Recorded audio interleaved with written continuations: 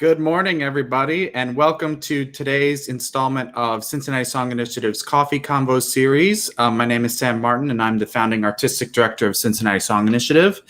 And today we're really excited to be in conversation revolving around the topic of commissioning new art song, which is the process of bringing brand new art song into the repertoire by reaching out to composers and going through that whole process that ultimately winds up with the premiere of a brand new song or song cycle that we hope then stays in the repertoire for all time. So we have a really great panel of people to discuss this topic with us today. But first, I just wanted to take care of some housekeeping notes. In case you're new to Cincinnati Song Initiative or this live stream, or you're tuning in on our website or on Facebook, I want to draw your attention to our new digital project called CSI Digital, where we will be delivering all of our content to you through this platform this coming season and beyond, including this year our all digital main stage series of live music performances, which we're really, really excited to present to you. And you can learn all about that on our website. I encourage you to sign up for a membership at CSI Digital. The link is below on your screen, and you'll be able to engage with the Cincinnati Song Initiative community that way this entire year, while we are unfortunately continued to be relegated to the online platform. But we have some really innovative and exciting programming that we've started this summer, and that we will be rolling out new programs and lots of great stuff like that in the year to come. In addition, of course, to our live music performances, which we would never, ever stop producing no matter what the circumstances. So encourage you to sign up for a CSI Digital pass today and stick with us throughout this coming year. I think without any further ado, I'm going to bring in our distinguished panel, and you guys, I'll just get to listen awkwardly while I read little mini bios and tell everybody how awesome all you are, okay? All right, so I'll start with Dr. Melissa Dunphy. Melissa Dunphy immigrated to the United States in 2003 from Australia and has since become an award-winning and acclaimed composer specializing in vocal, political, and theatrical music. Her first song cycle, Tesla's Pigeon, has been recognized with several awards, including first place in the 2012 National Association of Teachers of Singing Art Song Competition. In addition to her concert and choral music, Melissa is a Barrymore Award-nominated composer and sound designer working with Philadelphia area theaters, and she has been director of music composition at the Eugene O'Neill Theater Center National Puppetry Conference since 2014.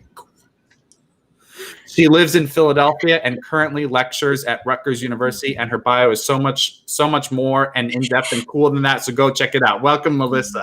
Hi, so happy to be here. Reynaldo Moya is a graduate of Venezuela's El Sistema Music Education System and was a founding member of the Simón Bolívar Orchestra, which tours throughout Europe, North and South America. He has been composer in residence at the Schubert Club in Minnesota, and he's the recipient of the Charles Ives Fellowship from the American Academy of Arts and Letters, among many other prestigious awards and fellowships. He has taught at St. Olaf College and Interlochen Arts Camp, and is currently an assistant professor of composition at Augsburg University in Minneapolis. Welcome, Reynaldo. Thank you. Supposed to be here. Laura Strickling is a celebrated soprano. I need some more coffee. Known distinctly for her work in performing and promoting art songs with an emphasis on bringing new music into the repertoire. She curated the soprano anthology of songs from New Music Shelf and has collaborated with numerous composers, including Tom Chiapullo, Juliana Hall, Libby Larson, James Matheson, John Musto, and the late Glenn Robin. She can be heard on numerous discs and has presented a radio broadcast recital of American songs on Live from WFMT in Chicago with pianist Daniel Schlossberg. A Chicago native, Laura is an avid traveler, having lived in Morocco and Afghanistan, and she currently makes her home in St. Thomas, as you can tell by the beautiful background.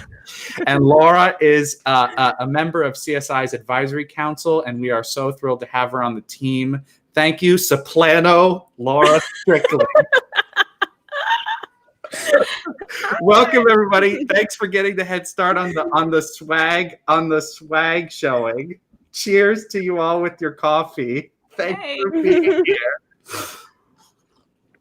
Okay, so we're here to talk about what it's like and take a deep dive into commissioning art song, much of which we talk about this hour could probably be applied to commissioning of any new classical music, but there's probably some very specific things that we'll touch on that directly relate to art song. So we're going to get the perspective of composers and performers as well, but I want to just kind of kick things off by asking, what does the start of a commissioning process look like? I don't know, Melissa or Ronaldo, if you want to speak to that. I mean, how does one start? Where does it start? Well, for me, it's really as simple as getting in touch, So, I have a pretty robust, shall we say, web presence. I have a website which has my email address proudly displayed for all of the spam bots and commissioners to get in touch with me as easily as possible. And I have social media accounts on all of the social media networks that are intended for people above the age of 30. And so that's usually what happens is someone reaches out to me on one of these platforms, and either they've performed one of my works, so they're familiar with my work that way, or they've discovered my work through another performance, or they've seen some of it online, and they're curious about, how the commissioning process works, or how to go about commission. So it really just starts with a conversation. It's I don't have an agent, I don't have a manager that people are working through. That may happen at some point in the future, but right now it's just me. So might you say that you say it's as simple as just getting in touch? So are you encouraging folks to not feel like nervous or afraid to reach out to the famous composer? Oh, absolutely. Yeah, totally not. I mean, first of all, I don't think I'm particularly famous, but also, I don't bite, and it's just the same process as, I have students that reach out to me. I have, performers that reach out to me to ask me questions about my work. The internet has kind of broken down a lot of the barriers that we used to have. When we were kids. I'm giving away my age, but, I turned 40 this year. And when I was a kid, yay, 40. And when I was a kid, it's almost like even the living composers weren't real. I mean, yes, the dead composers, obviously you're never getting in touch with Mozart, but like even, like John Adams, you're never thinking that that's a real person that you can reach out to. Right. And then the internet and social media kind of changed everything and brought you, into the living rooms of these artists. And now you can just reach out and communicate with them. And I feel like that's what a lot of people are doing. I know that's what I'm doing to the artists that I want to talk to. And so it's made it a lot easier. I want to just put a fine point on this specific point. And that's saying that where we are now in society and how we communicate. I mean, of course, you need to communicate in a certain way, but to reach out over the internet or via email is not too forward or too bold anymore. No, there's not this loftiness. Not really. Right. Not, and I mean, yeah. People worry like, oh, you're going to be too busy. Listen. If I'm too busy to get an email, the email will just sit there in my inbox. What's the worst that can happen, right? Right. Unless you're the kind of person who's a little bit like entitled to communication and starts emailing me every week with, why haven't you answered my email? Just be patient. Sometimes it takes me a month or two. Especially during the pandemic. Right. But, the worst thing that can happen is the person you're reaching out to will be too busy to respond. But you never know. Yeah. Ronaldo, anything to add to the idea of how a commission gets started in its very infancy? Yeah, I mean, I think what Melissa just said makes a lot of sense. It's we are composers. We are always.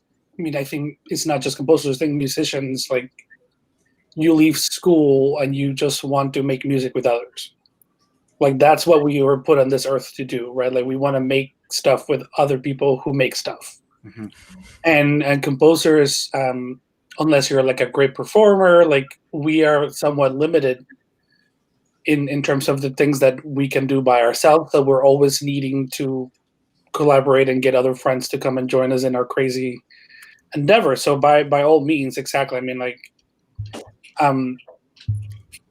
I've now I'm a parent. I have 2 kids, and I think it's a different kind of thing now. Like, yeah, if I get a message from someone and I really honestly don't have the time to take on whatever project, I've learned, very late in life, I've learned that yes, thanks, but let's talk in a year response, right? It's never like I don't want to do this.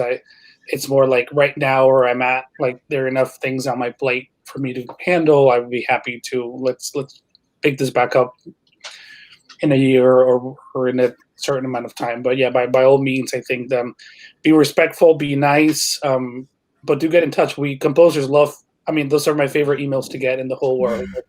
Hi, I'm a performer X. Like I've met you, or I haven't met you, but I somebody told me about your work, or I heard your work somewhere, and I really like it. Let's do something together. Yeah. Yeah. Laura, you've been on the other end of it, being a performer who has been involved in much commissioning and bringing commissions to life. Does that sound sort of like the experience that you go through yourself as the performer reaching out, or do you have anything to add? Absolutely. I actually am. I would say I'm actually a little new to actively commissioning. For years, I've been doing new music, and I've always been brought onto the project by the composer or by an art song presenting body. Like, here, we're commissioning this. Could you do it? So I've been doing a ton of new music, and there was just this part of me that felt like I was imposing if I approached a composer. So what Melissa said was like, absolutely, it spoke to me because, we try to be polite. We try to be polite about other people's times. We don't know. I know that Reynaldo has, small children, and I don't want to bother him because maybe he's busy. But the thing is, he's absolutely right that this is how we keep going as artists. These collaborations matter. And so we should just never assume that someone else is too busy to do, to field your request, because people will be honest. And I found, when I'll actually just reference this project that I'm doing because it was really the first time. I haven't publicly announced it yet, so here's the first time we're talking about it. But I'm commissioning 40 songs for my 40th birthday next year, and and both Melissa and Ronaldo involved. But when I had this idea, last year, I was like absolutely convinced that once I started asking composers, no one would have time. Also, because I have very little money and 40 songs is a lot of songs, I was convinced that they would be absolutely insulted by my budget. I just had all of these roadblocks that I put in front of myself before I even asked anyone if they wanted to do it. And then once I started asking people, I was humbled and like overwhelmed by the positive response I received. And so I've been kind of learning as I go, as well. And I think it really just takes a little bit of bravery, but also having an idea about what it is you want to do and who you are as an artist, so that when you approach a composer, you can say, here is why I want to commission something. You may not have an actual poem in mind, but you might have a genre, or you might say, like, what projects have you been wanting to bring to life for soprano? How can I help you do that? Kind of allowing for a back and forth, so it's not not necessarily all performer driven. Kind of allowing for a dialogue, I think, is important, or it has been important for me anyway. Yeah. Well, I might, sorry, go ahead. I'll just jump a real quick thing. I've done it a number of times. I'm sure Melissa, you have done this too. You meet a performer that really speaks to you, and you can reach out to them and say, rather than it being a performer-led initiative, like I've reached out to singers and musicians, and I didn't just make that distinction. Sorry, like instrumentalists and singers, and just be like, hey, like I really like your work. Here is my stuff. I really love to to be able to collaborate. So it's not just the performer reaching out to the composer. I think that it happens both ways as well. Or sometimes you have a kind of a matchmaker, like our friend Lisa, who kind of got Laura and I working together. So she was kind of the pianist in between, who knew my work from going to school together, or knew your work from collaborating with you a bunch. And then that's how that match happened. Yeah. And social media helps us all connect, right? So Melissa and I have never met. Ronaldo and I have worked really closely. Melissa and I have never actually met in person, but we had a matchmaker a few years ago when I was looking for a specific thing. And I said, do you know anybody who might be doing this sort of thing? And he said, talk to this person. Melissa and I friended on Facebook. And I don't know, I feel like we've gotten to know each other in a, social media kind of way pretty well. Social media is now also real life. It used to be kind of there's this distinction of this is social media and this is real life. Yeah. And now, well, especially this year when social media is all we have mostly, social media is real life and you do get to know people. And in some cases, I've gotten to know people on social media in a way that I never would have in real life. Like I it's not like I'm flying to St. Thomas to see, and I'm away from St. Thomas, people. But I'm seeing people's families, and I'm seeing their views, their philosophies, the way that they work artistically, which to me is like not very different to the way they work personally. And just like I'm such a fan of breaking down those barriers. I want to just hard agree with what Reynaldo just said. Earlier on in my career, I actually did make the mistake once of assuming that people were too good. It's like that imposter syndrome, right? Where you sort of go, oh, they're too good and I'm not on that echelon. And so I'll just sit back and I won't contact them. And then, eventually I got so desperate that I was like, screw it. I'm going to start contacting the people who I think are too good for me. And the response was amazing. Mm-hmm. So it's, we all have the same problem. Divest yourself of the imposter syndrome that hampers you from making these connections, and just try to make them. Yeah, totally. All right, let's get into some logistics that might get discussed at the beginning or during a commissioning process. For example, setting a timeline. How does that get sorted out? I presume it can look a ton of different ways. Can I start here since I've got this stupid project? Amazing project. Amazing project that has so many moving parts with 40 composers, 40 poets, so many moving parts. And I had the idea November of last year. I think Ronaldo's the very first composer I actually spoke to, and you I think I talked to you in December, maybe January, because again, I had all of this, can I actually do this? It feels like it was 5 years ago. I know, 5 years ago. But it's time. Before Corona. And in my mind, I was like, well, I turned 40 in 2021, so that's going to be the deadline for the project. So, and I kind of wish I'd had this idea 2 years ago, because now knowing how many moving pieces there are, it really takes time. And so what I have done is I have said to each composer, if you can have it by February of 2021, that would be great. Let's discuss if that's possible. There is flexibility. I think flexibility is key because we all work a year, 2 years, 5 years out. So just opening the dialogue, at least, from my end, it was kind of just ultimately being completely flexible, because we all require that. That's true. Yeah, I have a dance card. I call it my dance card that I kind of fill out, and I have, my deadlines filled out. And I know from experience that if someone calls me and says, I have a great commission and it's due in 6 weeks, and I look at my dance card and I have other deadlines coming up, I have to say no, because I know from experience, if I say yes, I'm going to pay for it in mental health for the next 6 months. Yeah.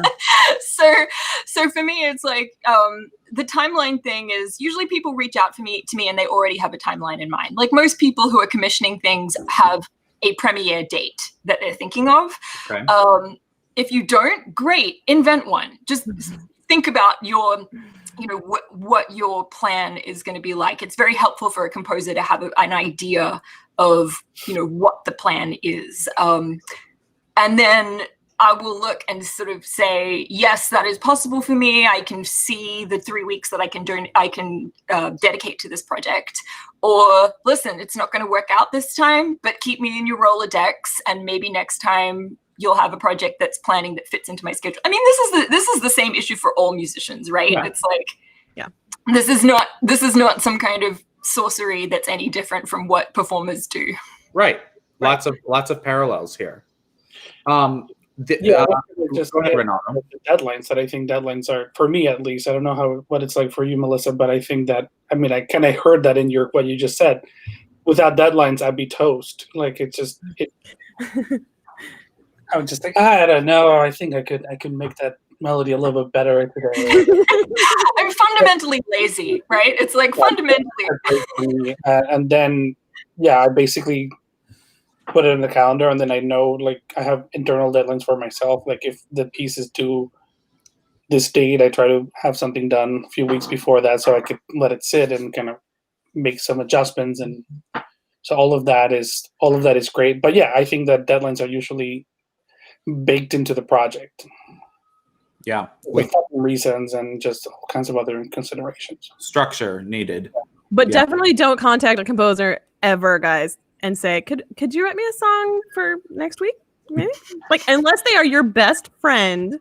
As being a singer, you would, just kind of like, it's like basic human consideration, right? So like, I understand these things take time. I will say that kind of commission very, very, I don't want to encourage it, but very, very occasionally, if someone, for instance, a couple of years ago, a choir reached out to me with a very short commissioning timeline, but the piece they wanted to commission from me was the text was taken from Christine Blasey Ford's testimony for the Brett Kavanaugh hearings. And, and normally I would have said no because the timeline was so short, but I actually said, this is so timely that I need to produce it now. And I'm never going to get this commission again. Like, it's not like someone in a year's time or 2 years' time is going to say, hey, remember those hearings? Can we write a piece about that? So I was feeling very raw emotionally. And it was like, this is the time to write it right now. This is a very exceptional circumstance. And you have to have the right composer that their body of work, they're going to be passionate about this project and that they can do it in time. I did pay for it in mental health. But for the timeline and the subject matter you had to live within.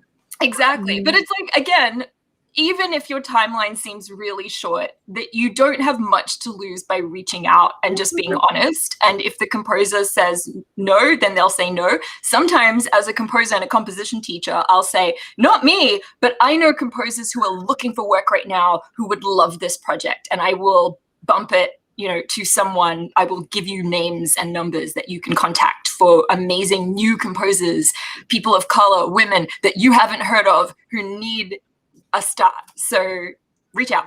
Yeah. Very good point. Last little logistic before we start talking about the wonderful artistic side of this. Fees and how all that's whether it's negotiated, whether it's fixed. I presume Ronaldo and Melissa can pretty much only speak to your own personal circumstances, but if you can give any sort of insight into what that part of the commissioning process would look like.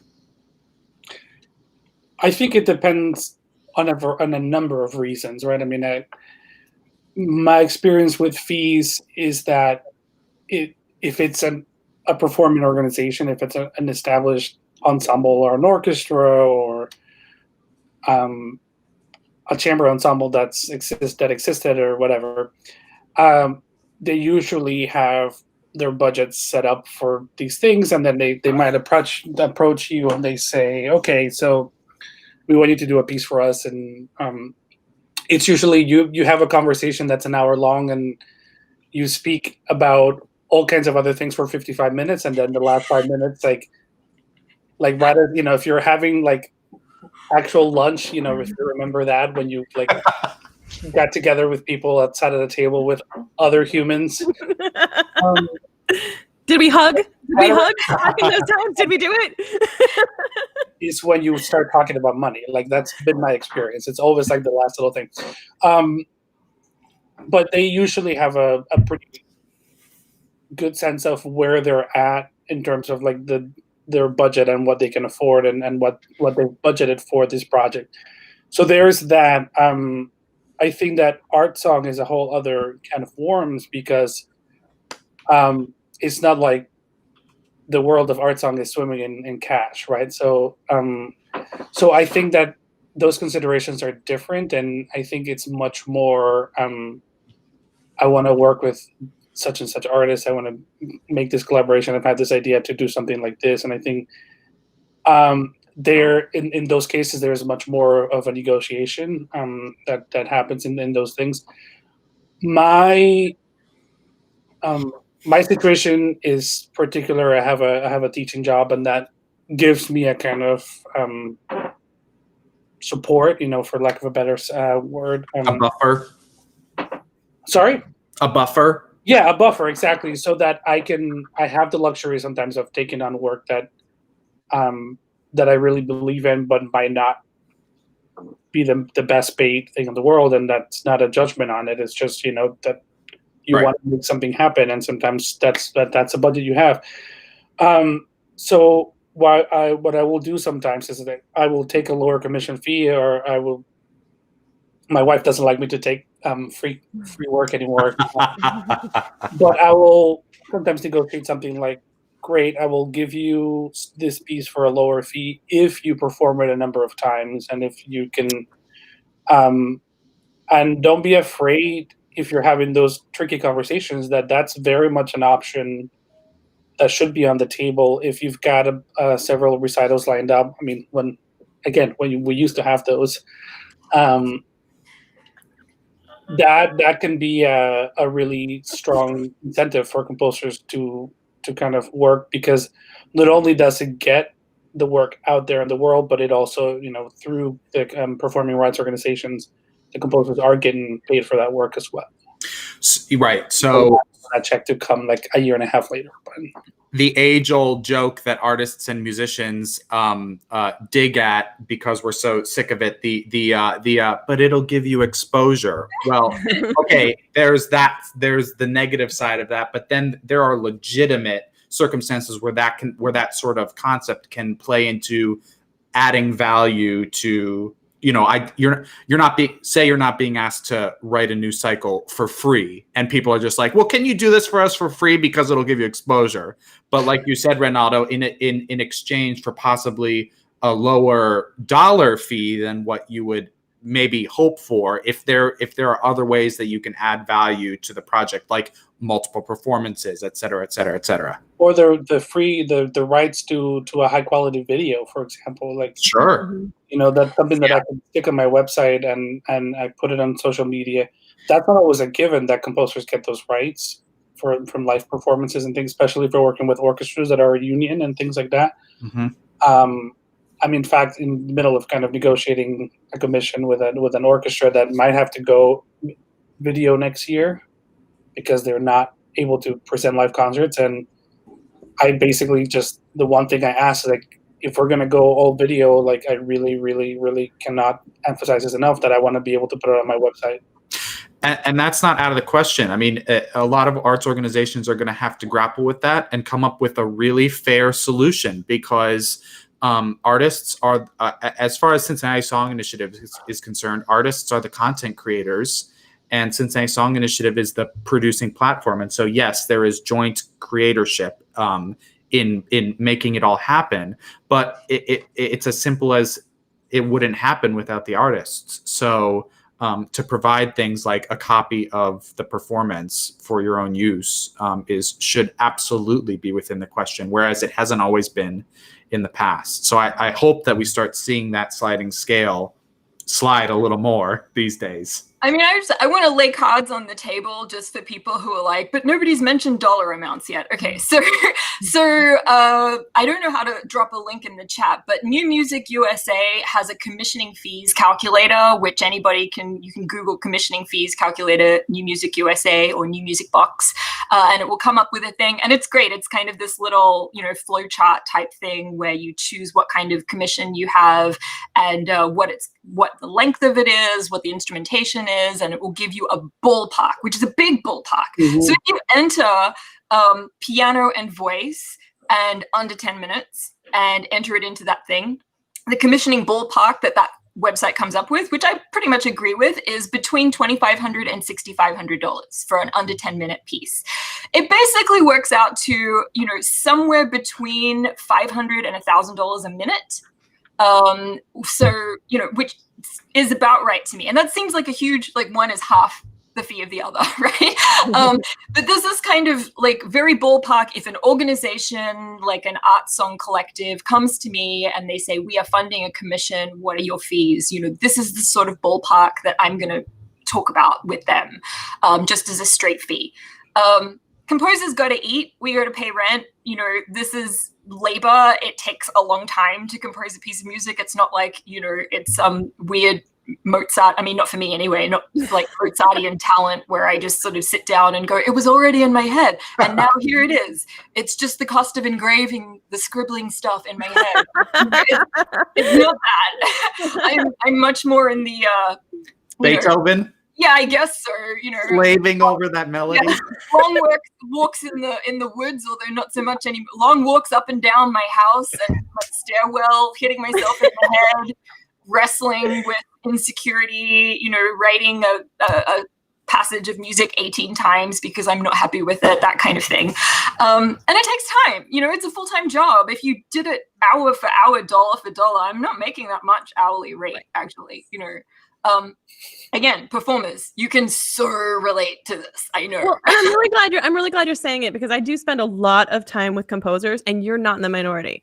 I spend a lot of time just kind of talking shop, and what you're saying is exactly what a lot, if not all, composers I know say. It is work. Yeah. It can be difficult. It can be very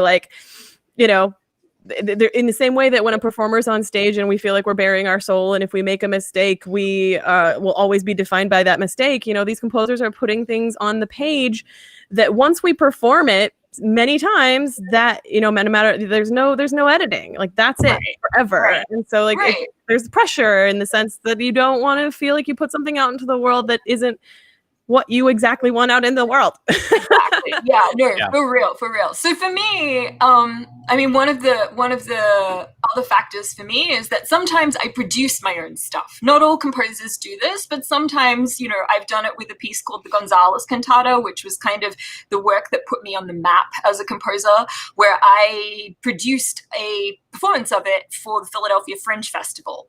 And I'm planning on doing it with some of my other larger scale works coming up. So what I've done for some performers who've approached me and said, I have no money, but I really want to commission a new work from you, what are my options? I'll say there are two options here, right? Three, really. One is to do a Kickstarter. Let's make it a sort of a crowdsourced thing. We can bring people on board who really want this new work to be created, and we all have a hand in it. The second thing is form a consortium. Find some other singers who are interested in co-commissioning this work and pull resources together, and you all get to premiere it in your respective areas, in your respective ways. And the third option, which is sort of like what Reynaldo was saying, for me anyway, is I will write you a piece of music if you pledge to perform in another thing that I'm producing, which may be this year, it may be next year, it may be 5 years down the road. I'm writing an opera and it has 10 roles, and I'm freaking out because I want to record this opera myself. I don't have the funds to pay all of my singers market rate, but I have literally written several songs for singers that I'm like, when I call this chip in, mm-hmm. You will come to Philadelphia, from wherever you are. If you're gallivanting around the opera houses of Europe, I don't care. An island in the Caribbean. Yeah. I don't care what it is. You will get your butt to Philadelphia and you will sit in front of a microphone and you will record what I've asked you to record, because that's the payment, And so far that's worked out pretty well. And, for composers who have that side of their career as well, not everyone does it. Some composers are like, I just write the notes and send them to a publisher and that's it. But for composers who do dabble in that side of things, that can be a bargaining chip. I think most composers these days are having to do their own producing because, like, if you want to get your stuff seen, you often end up having to do that kind of work. And I like it, and it's tricky, and there's a lot that goes into it, but I hadn't even thought of that option. That's a really good idea of kind of like, I'll do you a solid now, and then, you know, in the future, and you know, that's ultimately a win-win for everybody, because if that collaboration, if there is synergy in that collaboration, like, Yes, I want to keep working with the performers who do amazing things with my music, and performers, you want to keep working with composers that make you sound amazing. Yep. Right? Yeah. So why not continue that? That's a great idea. It's a labor swap. It's a labor swap, and you're also taking money out of the equation, which I'm kind of a fan of as well in some ways, you know, where it's like you can't tax a commission. Right. You know, and yes, you can't use it to pay rent as well, but I would have that expense anyway of paying a performer to come in and record something of mine anyway. So if you're working with a performer that you know down the road you're going to ask to pay you to come and sing something, it's kind of a no-brainer to me. It's just, and the other dividends are you're collaborating with musicians, you're getting to know each other's styles better, you're getting to know the performers' voices better, so that when you compose for them over and over, it gets kind of, everything just fits more and more and more and more. And this is exactly what we could, you know, this is the dream for any of us, right? Mm-hmm. Yeah. Totally. Well, thanks for broaching that nitty gritty part of it, but you know, it's really great to have as part of this full on conversation. But let's switch to more artistic stuff to speak about. So, I'm sure that this is kind of all over the spectrum, but let's talk about a couple of the different scenarios where the composer and the commissioner and any other forces involved, frankly, are collaborating, or whether it's one-sided on choosing the poet or the text for a commission, or directing the aesthetic of the piece, even like how they, if there's some sort of vision for the kind of piece they want, like what is the level of dialogue and interaction between commissioner and composer for that? Do you want to take this one, Melissa? Sure. So it varies, I think. You know, like when Laura approached me, she was very much like, do you have a poet that you want to set? Is there something that you've been looking at that, you know, you would want to turn into this? Let's talk. It's very flexible. I've also had people approach me and say, this is what I want. I want a setting of this poem, you know. Right. Normally I'll end up putting my own spin on that anyway, because I like to sort of pull apart my texts and interpolate other things into my texts and that sort of thing. So text is kind of an open question. Sometimes, actually, the most common thing is probably a commissioner who will say, we have a theme for a concert or a season, or, you know, a dedication, like a donating person has wanted to make a piece that's about this particular theme. You find a text that's on this theme and clear it with me, and we'll go from there. Like that's super, super common. But with regard to musical style, you know, I mean, I think the most important thing that a commissioner can do is know what they're buying. You know? Right. Like, do you do your research? You know what composers are capable of and what they've already put out there into the world. And I assume you want to that composer to keep working in that style, you know, that you're not sort of saying, you know, now, but I want this, but I want it serialist, you know, I know you don't serialism, but this is what I want. I'm assuming you're not doing that. For composers that have, you know, I guess I have, for instance, a lot of different styles of music. You know, I have some music that's sort of pastiche of Baroque or whatever. I have some music that's more sort of musical theater, and I have music that's very concert music, art music, you know, playing with tonality. And it's okay to sort of say, I want you to write something more in the vein of this work that you already do. I think that's acceptable, but I would sort of shy away. I mean, it depends, I guess, on the composer and the commissioner. I would shy away from you sort of dictating the musical style of the piece. I'm assuming you're approaching the composer because you appreciate their voice. Yeah, it's like you show up at McDonald's and you said, like, I want a filet mignon, with a burger. Yeah. Yeah. That's an extra layer of involvement. And fellow composer Juliana Hall completely agrees with you that we should probably just leave it up to your devices. And I mean, you bring a good point. To put a nuanced point onto that is, if you want a certain aesthetic to the piece and you have this kind of Rolodex of composers you're choosing from, pick the composer who you'll jam with best for the thing you're envisioning. But like, don't lean over their shoulder and be like, do this. Yeah. Right. I do think a certain amount of leaning over the shoulder, I think, is a part of the creative process and a part of the collaborative process. And I don't know how much we want to get into composers writing for the voice. Laura, you probably can speak more about this. At least in my own training, writing for the voice was not something that I was taught directly, like an orchestration. Like, we all took orchestration class, and so I know what kinds of things work in a flute or a piccolo or a tuba, but nobody really talks about the human voice in that way.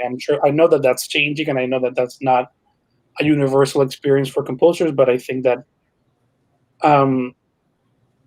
it's not unusual for composers to not have had that kind of training.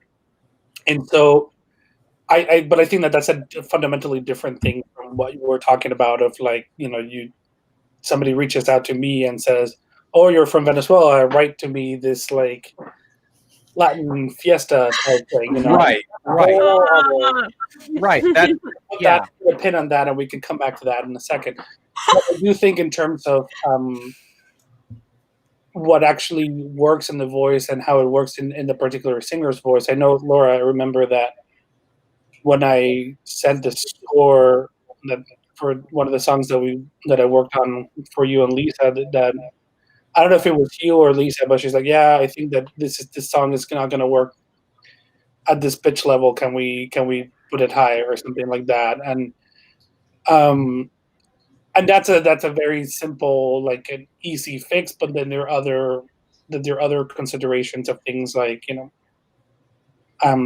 how a particular singer's voice works and things like that. And I think that composers, we need to be humble about that collaboration process and being able to take that feedback from the singers, understanding that what they're doing is an incredibly vulnerable and precious thing that they're putting out into the world. You want them to feel comfortable and want them to feel their best, and that you can help them do that. And it's okay to have a version of your song that works for Laura, and then a different version of that song that works for a different singer or a different pianist. And I think that that's fine. But we have to be flexible. And I think that the beauty in the collaboration is kind of being able to put the two brains together and the two souls together, or however many souls are a part of that, to kind of make sure that everybody feels thriving and a part of that process. Yeah. To have a soul baby. Sorry. Yes, exactly. In the words of Kathy Kelly in our Cincinnati Song Slam from back in January when we were still meeting in person, a bunch of new song babies were born, and it was just this creative process. So fellow composer Kurt Erickson is chiming in. Maybe instead of leaning over the shoulder, we should think of it as an invitation to join the creative conversation. Of course, just a collaborative spirit amongst all parties involved. Just staying in the lanes of respecting the specialty of the performer versus the composer. But of course, there should be dialogue and talking, just so that you come up with the best end result for everybody involved, right? And I know composers, we don't all have the same process, and some composers are more open to that kind of collaboration than others. For myself, I came to composing originally through theater. which of course is an extremely collaborative art form where, you know, you can't do anything in theater without collaborating with all of the people around you.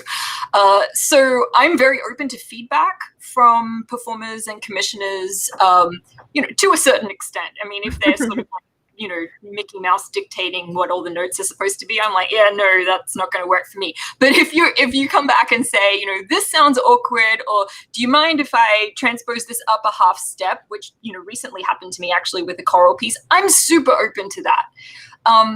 Not every composer is, actually, you know, and that's something to note. I would actually recommend that if you have a large enough commission that you are worried about the collaborative process with that composer, find out who else has commissioned that composer and reach out to them. And ask, how did this composer, you know, how did that work for you? You will, you know, most people, I think, you know, are willing to sort of say, hey, they were really, really collaborative, or, you know, this was kind of a case of we knew what they were going to produce, we let them do it, and they gave it to us, and it was exactly what we ordered. Or, hopefully not, but you never know, this was a really difficult process, and I had a tough time. In which case, you may want to back off or think about whether that's the kind of process that you want. Yeah, I'm a big fan of it. I mean, it's like with anything, with any kind of job, with any kind of career, right? Like if you're applying to a college, a new university, your due diligence includes finding students who are already there, reaching out to them and saying, what's it like? What's the culture like? What are the teachers like? What is, you know, and if you're going to drop a bunch of money on a commission, you maybe want to know what that composer is like to work with if you want a truly collaborative process. Right. So, you know, reach out, get references. Right. It'll be on the website. It'll be in their scores who worked with them. Yeah. And again, social media. Super easy to just drop an email to someone and say, I noticed you commissioned this person. Mm-hmm. What was that like? Would you recommend that I do the same? Yeah. That is fantastic advice, and I have never heard it before. So I'm like learning stuff here too today. So I went to kind of a new music thing a few years ago, and I met all of these composers, and I was kind of like looking for team art song, right? Like, who are my people? Where are my people at? And I got a lot of like, oh no, I don't do songs. And I got a lot of kind of like, oh, songs.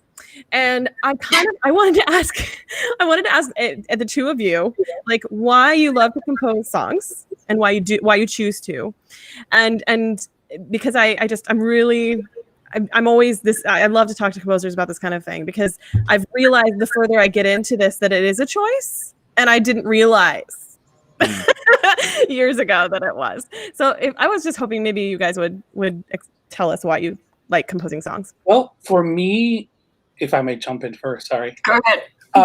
For me, I realized that for better or for worse, I've always been telling stories in my music. So I just finished an orchestra piece, and if I were to sort of go through the story of that in program note form, it would take like 2 pages to kind of tell you everything that I'm doing. And this is just for my own brain. It's not necessarily that the public needs to know all about that or in order for that to come through.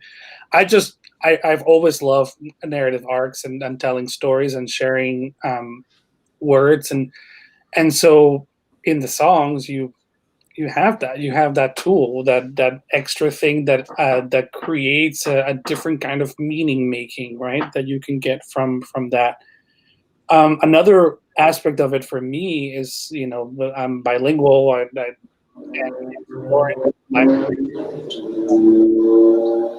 kind of exploring the two different parts of my personality. My English song sounds different than my Spanish song. And that to me is a fun thing to do. And also there's just the best singers are the art song singers. So, woo! He said it here, folks. He said it here. I didn't pay him to say that.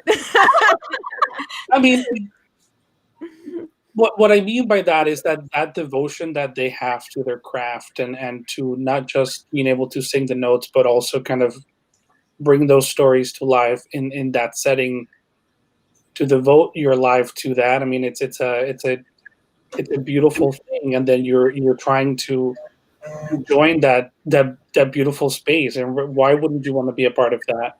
I do think, I mean, I go back to the training thing, like, right, like in terms of the training, like if you went to conservatory like I did, like so much of the emphasis in that training is like you got to write for orchestra and string quartets, and if you're writing for anything other than that, like you've sold out, and like, you know, you might as well just move to the Midwest and like buy a house and have a bunch of kids. Oh wait.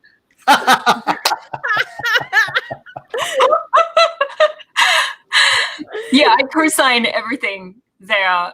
The storytelling aspect, the working with language. I'm not bilingual, but I love language. As I mentioned, I came to this through theater originally. You know, my first ever composing that set me on this path was because I was doing Shakespeare, and I got tapped at the last moment to write songs for A Midsummer Night's Dream.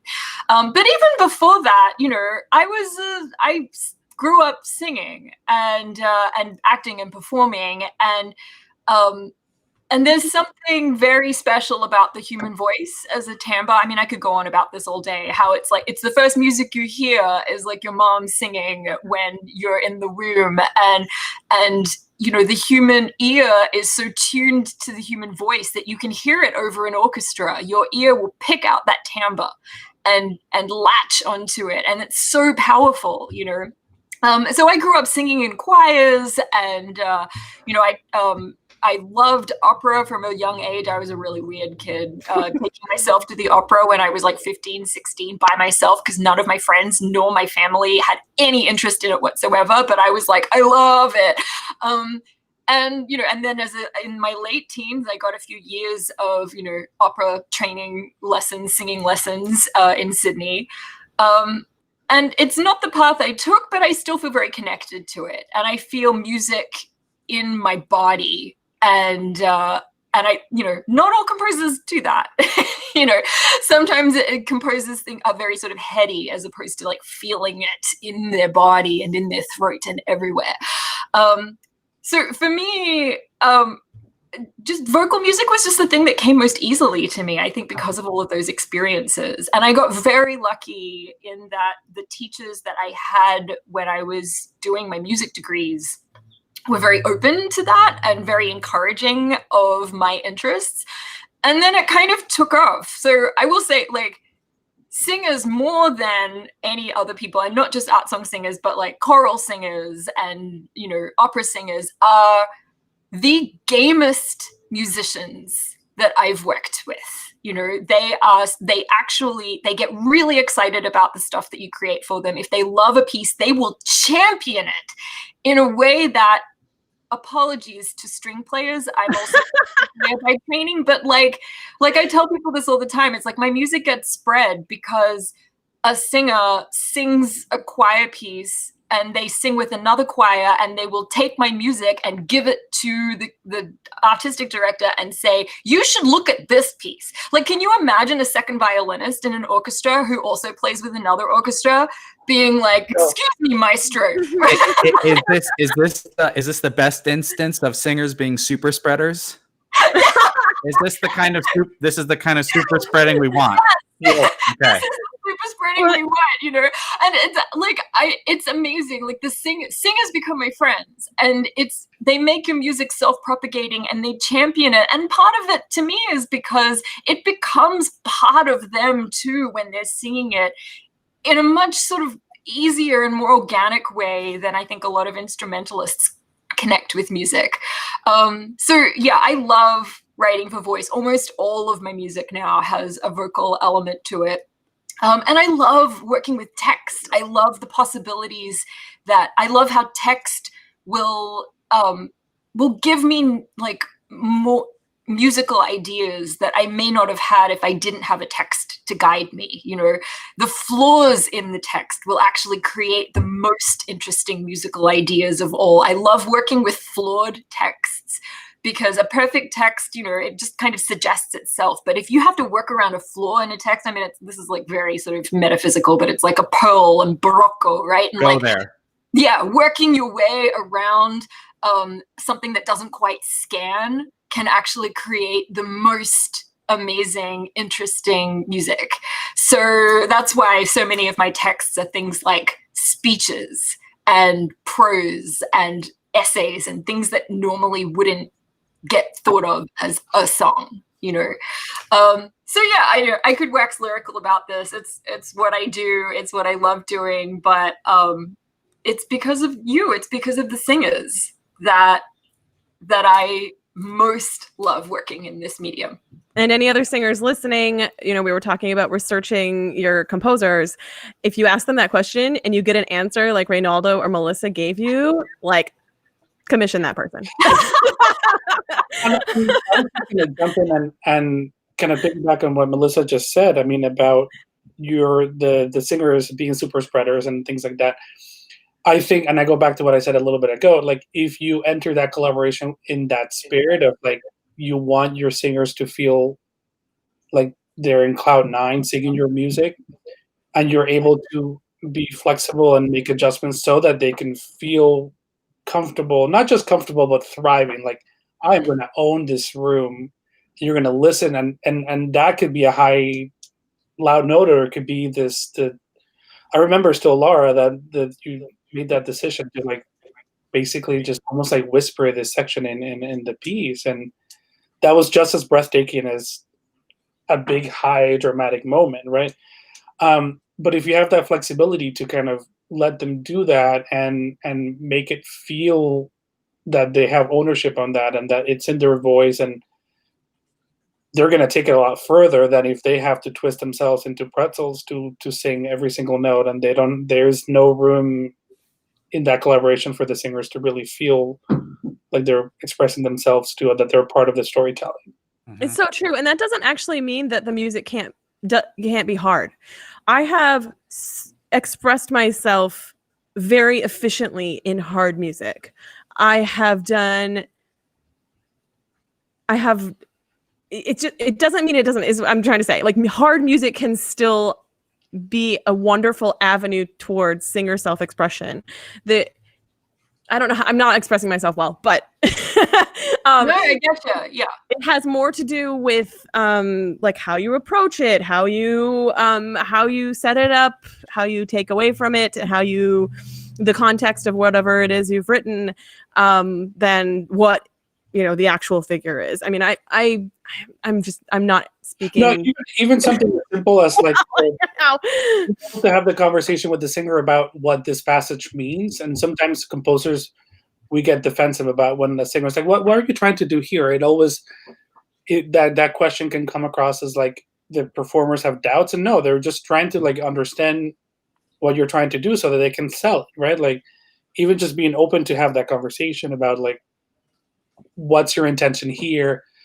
I've never had a performer, especially a singer, be like, oh, that's too hard, or like, I can't do that, or please like change. It's never like, I physically can't do this. It's more like, if you want all of these things to line up, one of these things has to kind of give a little bit.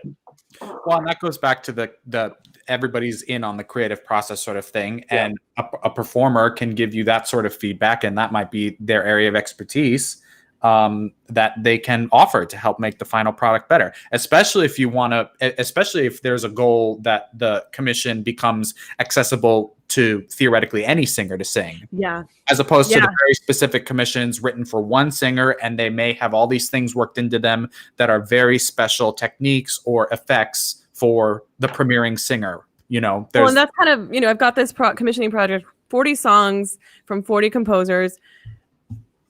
Some of these composers I've worked with before, some I haven't.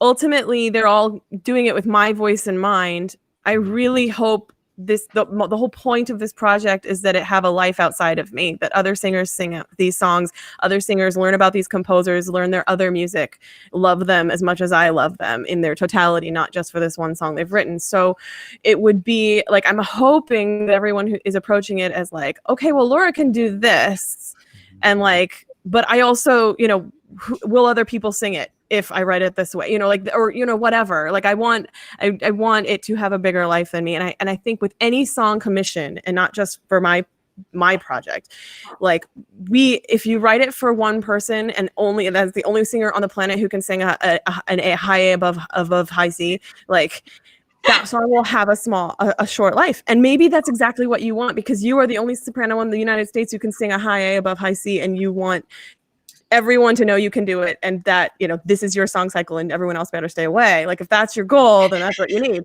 Yeah. I guess know what you want the life of that song cycle to be, and you can talk to the composer about that as well. Yeah. I find some commissioners will approach things like, I want you to write something for this performer, you know, this voice. And I love doing that too. Like, sometimes you click on we composers do our research as well. When we get a commission for a particular performer, you know, I will hunt down every last recording I can find for that performer and listen to them all to see what that performer can do, to see what sounds good in their voice, to see what, you know, what they seem to like to sing, what rings out, what leaps they can make, what colors their voice can make. These are really, you know, it's like researching any instrument, like it's researching an instrument, right? But some commissioners, and I love when this happens, are thinking more broadly about expanding the literature for everybody. And I think that's really important right now, because it's a trap of modern contemporary music to write stuff that is a showpiece for performers. And what this means is that student singers, student performers, musicians coming up through the ranks don't have access to this new music because it's too difficult and it's not right for developing voices and developing talents. So that is something that I would encourage commissioners or people who are thinking of being a co-creator of some new music out there. If this is a concern for you, if you're like, you know what, why are we singing the same 24 Italian songs and arias, you know, for hundreds of years, and none of my students under the age of 20 have touched a contemporary piece of music, then reach out and tell the composer that specifically. Tell them the kind of piece that you want to put out into the world. And when that piece is created, it'll probably get more performances than anything else that composer has put together. You know, it's like my stuff that I've created that's more accessible gets sung by so many people. And I love that. That's like the goal, right? Yeah. Yep. Wonderful. Any parting thoughts? I think we've really covered a lot of ground here, but and any last things that we didn't cover that anybody wants to discuss? No? Well, thank you, all three of you. We had a great audience as well, with plenty of interaction, and it looks like we reached as far as Peru with this live stream. So thank you, everybody, for tuning in. Thank you, Melissa and Ronaldo and Laura, for joining us. And folks, if you don't have your CSI mug yet, you must go check out our merch store and get yourself one, so that you can join us for our next coffee convo session with your very own CSI mug. And we look forward to the next session. But until then, thank you, all three of you. Hope you stay well and safe. And thank you so much for being with us here. Thanks for having us. Thank you. Thanks.